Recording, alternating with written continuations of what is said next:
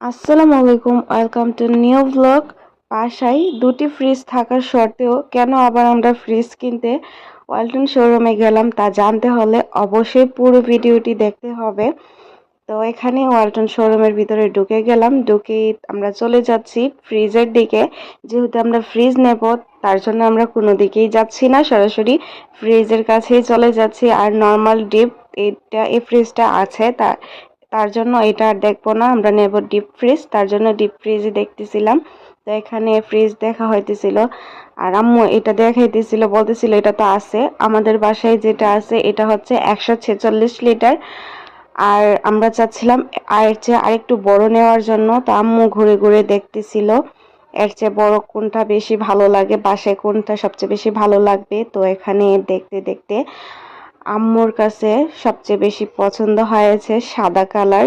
আম্মু চাচ্ছিল সাদা কালার নেওয়ার জন্য, আর আমার ভাইয়ের বউ উনি চাচ্ছিল অন্য কালার নেওয়ার জন্য, আকাশি কালার। আম্মু পছন্দ করছে এই ফ্রিজটা, আর আমার ভাইয়ের বউ পছন্দ করেছে তার সাথেটা, এটা আকাশি কালারটা। তো লাস্ট পর্যন্ত সাদাটাই নেওয়া হয়েছে। এটা হচ্ছে 205 লিটার, আর আমাদেরটা ছিল 146 লিটার। তো এখানে চেক করে আমরা বাসায় নিয়ে চলে আসলাম। তো এই যে এখানে প্যাকেট খোলা হচ্ছে। আর হ্যাঁ, আরেকটা কথা তো বলাই হয় নাই, ফ্রিজ কি জন্য কিনা হয়েছে। দুইটা ফ্রিজ থাকা সত্ত্বেও আমাদের ফ্রিজ দুইটা আছে ঠিকই, কিন্তু এর আগের ডিপটা যেটা আনা হয়েছিল ওইটার নিচের অংশটা একটু নষ্ট হয়ে গেছে, তার জন্য এটা রিপেয়ারিং করতে দেওয়া হবে। আর এতগুলা ফ্রিজের মধ্যে মাংস রেখে তো দেওয়া যাবে না, তার জন্য নতুন ফ্রিজ কিনা। তো আজ এই পর্যন্তই, আল্লাহ হাফেজ।